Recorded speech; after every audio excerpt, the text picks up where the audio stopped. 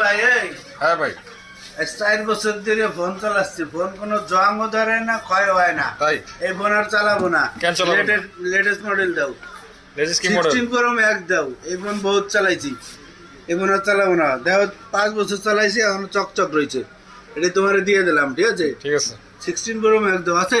নাই নাই? নাই। তাহলে দোকানদারি হতে এসো কে? 16 Pro Max নাই, তাহলে এই দাও 13 Pro Max। 13 প্রো আছে। 13 Pro দাও। কত এটি দিয়ে কত দেবো? এটি দিয়ে কত দেবো? কত দিবেন কও। আপনি বলেন। তুমি কও।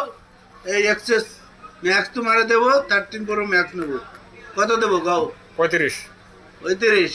ঠিক আছে, ওকে, ব্যাপার না।